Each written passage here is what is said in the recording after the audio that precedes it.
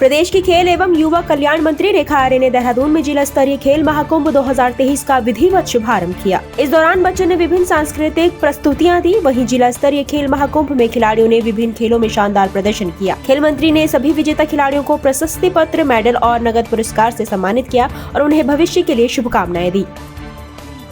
देखिए, खेल महाकुंभ की परिकल्पना इसी बात से की गई है कि हमारे बिल्कुल न्याय पंचायत स्तर पर हमारे जो गरीब बच्चे हैं, हमारे कोई भी ऐसे बच्चे जो कि खेल के प्रति विशेष प्रेम रखते हैं, तो उनको एक अवसर प्रदान करना।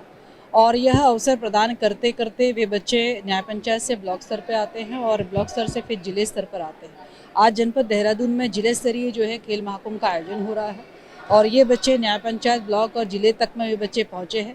निश्चित रूप से ये बच्चे आगे चलकर स्टेट लेवल का जब आयोजन होगा उसमें भी ये जीतते हुए उसमें प्रतिभाग करेंगे। मैं मानती हूँ कि खेल महाकुंभ का सारा ध्येय ये है कि अपने राज्य में खेल के वातावरण को तैयार करना, बच्चों को अवसर प्रदान करना और ये बच्चे अवसर प्राप्त करते हुए आने वाले समय में अपने उत्तराखंड का नाम खिलाड़ी या खेल के दृष्टिकोण से रोशन कर सके, तो उनकी क्षमताओं को विकसित करना पूरे तरीके से खेल महाकुंभ है। इसमें लगभग पिछले साल यदि हम कहें तो 3 लाख के करीब हमारे बच्चों ने प्रतिभाग किया था। अब की बार लगभग 4.5 लाख हमारे बच्चे इसमें प्रतिभाग कर रहे हैं। और मुझे ये बताते हुए बेहद प्रसन्नता है कि बीच में एक बाधा आई थी जहाँ शिक्षा विभाग हड़ताल पे था और खेल प्रभावित हो रहा था। युवा कल्याण विभाग की ओर से बैरीनाग महाविद्यालय के खेल मैदान में 4 दिवसीय खेल महाकुंभ शुरू किया गया। इस मौके पर बतौर मुख्य अतिथि विधायक प्रतिनिधि चारू पंत ने प्रतियोगिता का उद्घाटन किया और खेल महाकुंभ को खेल के लिए ऐतिहासिक बताया। इस मौके पर एथलीट, वॉलीबॉल, खो-खो, कबड्डी सहित विभिन्न प्रतियोगिताओं का आयोजन किया गया। प्रतियोगिता में विजेता प्रतिभागियों को नगद पुरस्कार और प्रमाण पत्र वितरित किए गए। विजेता प्रतिभागियों को जिला स्तरीय प्रतियोगिता में प्रतिभाग करने का मौका मिलेगा। युवा कल्याण विभाग कर रहा है, ग्रामीण क्षेत्र की प्रतिभाएं निखर रही है और मुख्यमंत्री और युवा कल्याण विभाग को मैं हार्दिक बधाई और शुभकामनाएं देता हूं, जिससे हमारी पर्वतीय क्षेत्र की प्रतिभाएं आगे बढ़ें।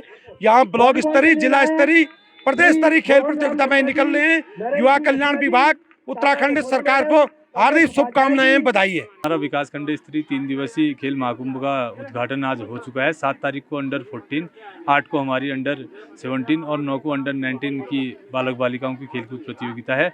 ये बच्चे जो हैं कबड्डी और एथलेटिक में जो है न्याय पंचायत स्तर से चयन होकर आए हैं और खो खो और वॉलीबॉल की प्रतियोगिता हमारी डायरेक्ट विकास खंड स्तर पर है।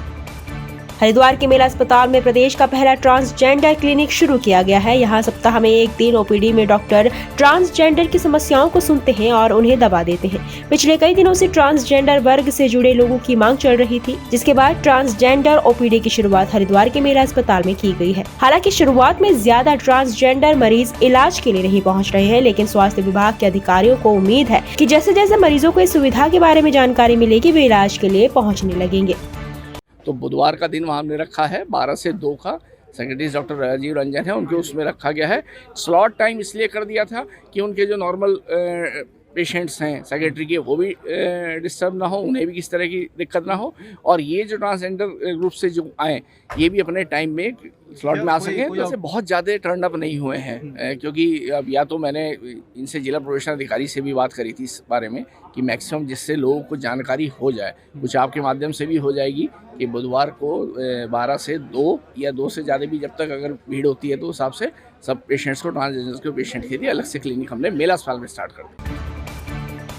उत्तराखंड में बेरोजगारी और पलायन की समस्या का ग्राफ बढ़ता जा रहा था, जिस पर लगाम लगाने के लिए धामी सरकार ने उत्तराखंड में उद्योग निवेशक के लिए राजधानी देहरादून में 8 और 9 दिसंबर को ग्लोबल इन्वेस्टर्स समिट का आयोजन किया गया है। इसके लिए तैयारियां पूरी हो गई हैं। उत्तराखंड ग्लोबल इन्वेस्टर्स समिट का उद्घाटन करने पीएम नरेंद्र मोदी शुक्रवार को देहरादून पहुंचेंगे। इसको लेकर तैयारियां पूरी कर ली गई है। इस समिट में टाटा ग्रुप, अंबानी, अडानी के साथ साथ लंदन, दुबई और अन्य कई देशों के निवेशक आएंगे।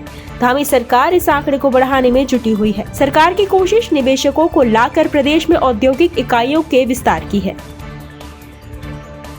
देखिए, हमारी सरकार ने बड़े प्रयास के साथ और बड़ी मेहनत के साथ धामी जी ने ये इन्वेस्टमेंट समिट जो रखा है उसके लिए कई रोड शो किए, कई नगरों में गए और उद्यमियों से बात की और उसका एक सफलता जो उन्हें मिली है, लगभग 2.5 लाख करोड़ रुपए के MOU साइन हुए और उसमें पर्वतीय क्षेत्र और मैदानी क्षेत्र दोनों में रोज़गार की बहुत बड़ा एक अपॉर्चुनिटी मिलेगी और इसमें हमारे रोपवेज हैं, हमारे एनर्जी से रिलेटेड प्रोजेक्ट्स हैं और हॉस्पिटैलिटी यानी होटल्स हैं, कॉलेजेस हैं, यूनिवर्सिटीज़ हैं और साथ साथ अन्य उद्योग, उन सब पर प्राथमिकता दी गई है।